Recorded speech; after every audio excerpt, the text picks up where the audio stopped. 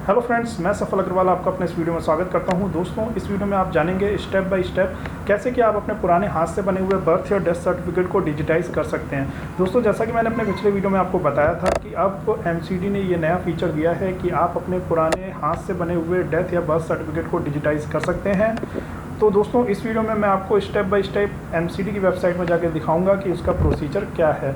और दोस्तों, ऐसा करने के बाद आपको बहुत ही ज़्यादा फ़ायदा होगा। अभी आपको क्या होता है कि आपका पुराना हाथ से बना हुआ बर्थ या डेथ सर्टिफिकेट है, उसका ऑनलाइन आपको कोई रिकॉर्ड नहीं मिलता है, क्योंकि उसका जो रजिस्ट्रेशन नंबर है वो भी डिफरेंट तरीके का है और उसका कोई ऑनलाइन रिकॉर्ड नहीं है। तो आप ऑनलाइन जाके अपने बर्थ या डेथ सर्टिफिकेट को डाउनलोड नहीं कर सकते। अगर आपको कुछ नेम एडिशन करना है तो भी आप बर्थ सर्टिफिकेट में नहीं कर सकते, क्योंकि आपका पुराना बना हुआ बर्थ सर्टिफिकेट है। यदि आपको बर्थ सर्टिफिकेट या डेथ सर्टिफिकेट में कोई करेक्शन करना है तो वो भी आप नहीं कर पाते हैं, क्योंकि आपका डेथ सर्टिफिकेट या बर्थ सर्टिफिकेट पुराना बना हुआ है। तो दोस्तों, इन सारी परेशानियों से आपको मुक्ति मिल जाएगी अगर आप अपने बर्थ या डेथ सर्टिफिकेट को, जो कि बहुत ही पुराने ज़माने में बना हुआ था, आज से 40 साल पहले बना हुआ था, उसको यहाँ पे वेबसाइट पे आके डिजिटाइज कर देते हैं। तो दोस्तों, चलिए मैं आपको स्टेप बाय स्टेप दिखाता हूँ। सबसे पहले आपको क्या करना होगा कि आपको अपनी एप्लीकेबल एमसीडी में जाके साइनअप करना होगा और लॉगिन करना होगा। साइनअप और लॉगिन कैसे करते हैं ये मैंने पुराने वीडियोज़ में बताया है। अगर आपको नहीं पता है तो उन वीडियोज़ को देखिए, उसके बाद आप साइनअप और लॉगिन कर पाएंगे।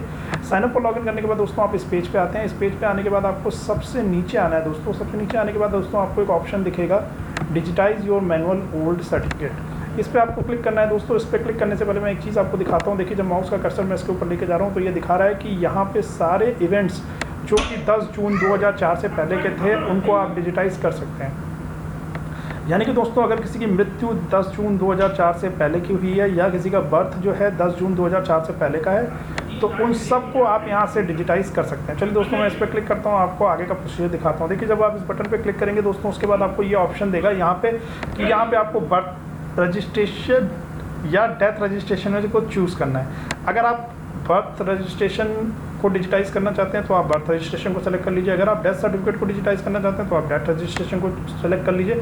चलिए एग्जांपल के लिए यहाँ पे मैं बर्थ रजिस्ट्रेशन को सेलेक्ट करता हूँ। उसके बाद दोस्तों आपको कंटिन्यू पे क्लिक करना होगा। कंटिन्यू पे जब आप लोग दोस्तों क्लिक कर देंगे तो उसके बाद एक पेज ओपन करके आएगा जहाँ पे आपको सारी चीज़ें ये फिल करनी है। देखिए, मैं आपको एक एक चीज़ करके बताता हूँ कि यहाँ पे आपको कौन कौन सी चीज़ें फिल करनी है। सबसे पहले आपको दोस्तों एक चीज़ बताता हूँ कि जिस भी डिटेल के आगे एस्ट्रिक मार्क, देखिए जैसे यहाँ पे एक एस्ट्रिक मार्क लगा हुआ है, जिस भी डिटेल के आगे ये एस्ट्रिक मार्क लगा होगा वो डिटेल आपकी मैंडेटरी है। मैंडेटरी का मतलब है कि उस डिटेल को भरे बिना आपकी एप्लीकेशन सबमिट नहीं होगी दोस्तों। तो ये चीज़ें मैंडेटरी हैं। जिनके आगे एस्ट्रिक मार्क नहीं लगा है उनको आप ना भी फिल करें तब भी आपकी एप्लीकेशन सबमिट हो जाएगी। लेकिन मैं आपको रेकमेंड यही करूंगा, अगर आपके पास वो डेटा है तो आप फिल कर दीजिए। अब दोस्तों एक एक करके डेटा देख लेते हैं। सबसे पहले ओल्ड रजिस्ट्रेशन नंबर डालना है, जो कि आपको अपने पुराने वाले सर्टिफिकेट पे मिल जाएगा। फिर ओल्ड जो सर्टिफिकेट है उसकी रजिस्ट्रेशन डेट डालनी है, ये भी आपको अपने पुराने वाले सर्टिफिकेट में मिल जाएगी। उसके बाद आपको बच्चे के पैदा होने का एग्जैक्ट दिन और टाइम डालना है। दोस्तों, यहाँ पे क्या है कि ये मैंने बर्थ सर्टिफिकेट को डिजिटाइज करने के लिए मैं आया हूँ। अगर आप डेथ सर्टिफिकेट के लिए डिजिटाइज करेंगे तो आपको यहाँ पे डेथ का एग्जैक्ट दिन और टाइम डालना पड़ेगा। उसके बाद दोस्तों आपको बच्चे का जेंडर चूज़ करना है कि जो बच्चा पैदा हुआ था वो पुरुष है या स्त्री है। तो यहाँ पे आपको सारे ऑप्शन मिल जाएंगे। इसके बाद आपको यहाँ पे अगला ऑप्शन है नेम ऑफ द चाइल्ड डालना है, बच्चे का नाम डालना है, बच्चे का जन्म के समय क्या वेट था वो डालना है। फिर उसके बाद मेथड ऑफ डिलीवरी सेलेक्ट करना है, नॉर्मल है या सीजेरियन ऑपरेशन हुआ है तो सीजेरियन सेलेक्ट कर लीजिए, वरना नॉर्मल सेलेक्ट कर लीजिए। फिर type of attention at the delivery, इसमें आप अगर सरकारी अस्पताल में हुआ है तो गवर्नमेंट, प्राइवेट में हुआ तो नॉन गवर्नमेंट सेलेक्ट कर लीजिए। डॉक्टर ने घर पे आके बच्चा पैदा किया था या नर्स ने घर पे बच्चा आके पैदा किया था तो डॉक्टर और नर्स सेलेक्ट कर लीजिए। अगर किसी रिलेटिव ने घर पे बच्चा पैदा करवाया था तो रिलेटिव को सिलेक्ट कर लीजिए। अगर किसी दाई ने कराया था तो उस हिसाब से सिलेक्ट कर लीजिए ऑप्शन। दोस्तों, उसके बाद जो आपके पास ऑप्शन आता है फिल करने के लिए वो आता है कि बर्थ के समय बच्चे कितने पैदा हुए थे। देखिए, अगर एक ही सिंगल अकेला बच्चा पैदा हुआ था तो सिंगल सेलेक्ट कर लीजिए। अगर जुड़वा बच्चे हुए थे तो ट्विंस, अगर 3 बच्चे एक साथ हुए थे तो ट्रिपलेट सेलेक्ट कर लीजिए। ये दोस्तों एक बात हमेशा ध्यान रखिएगा, जो मैंने आपको पहले ही बता दी है कि जहाँ पे एस्ट्रिक मार्क नहीं है उन चीज़ों को आप छोड़ भी सकते हैं, वो मैंडेटरी नहीं है, लेकिन भरना चाहे तो आप भर दीजिएगा तो अच्छा रहेगा। यहाँ पे उसके बाद धर्म सेलेक्ट करना है, हिंदू मुस्लिम सिख ईसाई जो भी है सेलेक्ट कर लीजिए बच्चे का। उसके बाद जो पेरेंट का मोबाइल नंबर, माता पिता में से किसी एक का मोबाइल नंबर दे दीजिए, माता पिता में से किसी एक का ईमेल एड्रेस दे दीजिए। टाइप ऑफ बर्थ जो है उसमें नॉर्मल सेलेक्ट कर लीजिए अगर नॉर्मल हुई है। अगर स्टिल बर्थ हुई है तो स्टिल सेलेक्ट कर लीजिए। स्टिल बर्थ मतलब बच्चा पैदा होने के बाद मर गया, तो बच्चा पैदा होने के बाद मर गया है तो स्टिल सेलेक्ट करना है, अदरवाइज नॉर्मल सेलेक्ट करना है। फिर प्लेस ऑफ बर्थ चूज़ करना है। प्लेस ऑफ बर्थ चूज़ करने के लिए आपको देखिए यहाँ पे 3-4 ऑप्शन आएंगे। हॉस्पिटल में पैदा हुआ है बच्चा, या घर में पैदा हुआ है, या कहीं और जगह पे पैदा हुआ है। तो जो भी, अगर आप हाउस एड्रेस सेलेक्ट करते हैं यहाँ पे तो हाउस एड्रेस आपको यहाँ पे डालना पड़ेगा। जैसे मैं आपको दिखा देता हूँ कि अगर मैंने यहाँ से हाउस एड्रेस चेक किया तो ये देखिए आपको यहाँ पे हाउस लिखने के लिए पूरा आ गया। अगर आप हॉस्पिटल सेलेक्ट करेंगे तो आपको हॉस्पिटल का एड्रेस यहाँ पे डालना होगा। जैसे कि मैं आपको यहाँ पे हॉस्पिटल सेलेक्ट करके दिखा देता हूँ। अब देखिए हॉस्पिटल का नाम यहाँ पे आ गया कि आपको हॉस्पिटल का नाम डालना है, और हॉस्पिटल के नाम के बाद आपको प्लेस ऑफ बर्थ में एड्रेस डालना है हॉस्पिटल का।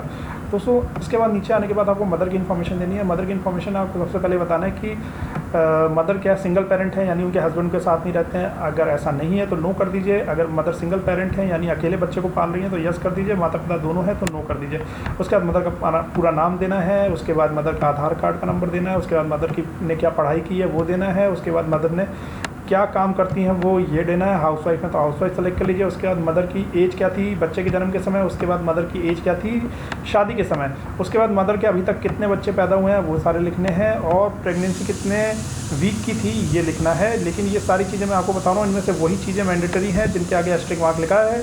अगर एस्टेरिक मार्क नहीं लगा है तो अगर आप उसको छोड़ देंगे तो भी आपका एप्लीकेशन सबमिट हो जाएगी। उसके बाद दोस्तों अब आपको मदर का एड्रेस डालना है। इसमें यह कह रहा है कि मदर का एड्रेस अगर बर्थ प्लेस एड्रेस से सेम है, यानी ऊपर अगर हाउस एड्रेस जो आपने दिया है उससे सेम है, तो आपको मदर का एड्रेस दोबारा नहीं लिखना है, बस इस चेक बॉक्स को टिक कर देना है। अगर मदर का एड्रेस डिफरेंट है जहाँ पे बच्चा पैदा हुआ उस एड्रेस से, तो यहाँ पे आपको पूरा मदर का एड्रेस लिखना है। मदर का एड्रेस लिखने के बाद दोस्तों नीचे आपको फादर की डिटेल लिखनी है।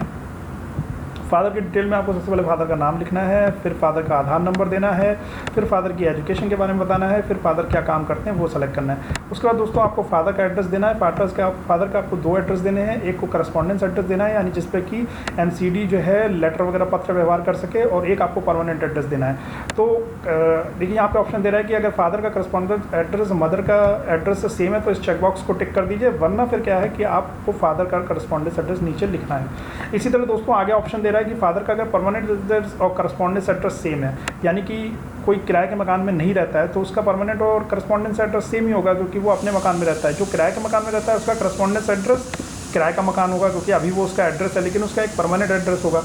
तो अगर परमानेंट एड्रेस और करस्पॉन्डेंस एड्रेस सेम है तो यहाँ पे चेकबॉक्स पर क्लिक कर दीजिए, अदरवाइज़ आप परमानेंट एड्रेस यहाँ पे नीचे फिल कर दीजिए। उसके बाद दोस्तों इन्फॉर्मेंट की इन्फॉर्मेशन देने के लिए बोलेगा आपको। इन्फॉर्मेंट मतलब जो बंदा ये फॉर्म भर रहा है। देखिए दोस्तों बर्थ सर्टिफिकेट के केस में तो आप खुद भी भर सकते हैं, तो आप अपना नाम डालेंगे। रिलेशनशिप विद द चाइल्ड में आप जो है अदर्स को सेलेक्ट कर लेंगे, क्योंकि आप खुद भर रहे हैं। लेकिन डेथ सर्टिफिकेट के केस में तो कोई भाई दूसरा ही व्यक्ति भरेगा, या तो जिसकी मृत्यु हुई है उसका भाई बहन माता पिता बेटा बेटी। तो उस हिसाब से आप रिलेशनशिप सेलेक्ट कर लेना कि आप जो फॉर्म भर रहे हो जिनकी डेथ हुई है आप उनके क्या लगते हो, और यहाँ से आप रिलेशन सेलेक्ट कर लेना। इन्फॉर्मेंट मतलब जो बंदा फॉर्म भर रहा है उसी का नाम आएगा यहाँ पे, और मोबाइल नंबर इन्फॉर्मेंट का डालना है, फिर मोबाइल का ईमेल एड्रेस यहाँ पे डालना है।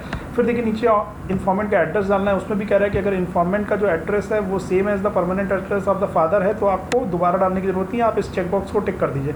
अगर इन्फॉर्मेंट का एड्रेस फादर के परमानेंट एड्रेस से अलग है तो दोस्तों यहाँ पे आपको फिर नीचे यहाँ पे अपना इन्फॉर्मेंट का एड्रेस डाल दीजिए। यहाँ पे इन्फॉर्मेंट का एड्रेस डालने के बाद दोस्तों फिर नीचे आने के बाद आपको ये डॉक्यूमेंट अपलोड करने के लिए दे रहा है। देखिए डॉक्यूमेंट यहाँ पे भी अगर आप देखोगे 3 डॉक्यूमेंट है, लेकिन 2 डॉक्यूमेंट का आगे एस्टेरिक मार्क है, तो इनको आपको जरूरी डालना है।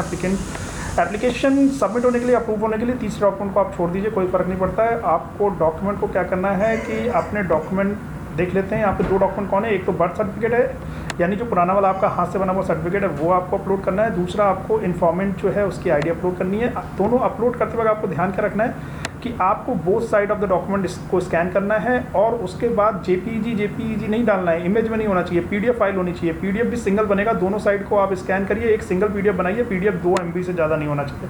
फिर आप दोनों को चूज़ फाइल से जाके अपलोड कर दीजिए। उसके बाद आप सबमिट पे क्लिक कर दीजिए, उसके बाद आपकी एप्लीकेशन सबमिट हो जाएगी। तो आशा करता हूँ दोस्तों इस वीडियो की मदद से आप बहुत ही आसानी से अपने पुराने सर्टिफिकेट को डिजिटाइज कर पाएंगे। वीडियो पसंद आया तो वीडियो को लाइक कीजिए, मेरे चैनल को सब्सक्राइब कीजिए, लोगों के साथ वीडियो शेयर कीजिए। कोई क्वेरी है तो नीचे कमेंट सेक्शन में पूछिए, मैं आपको उसका जवाब दूंगा। वेट कीजिए मेरे नए वीडियो का, तब तक के लिए खुश रहिए।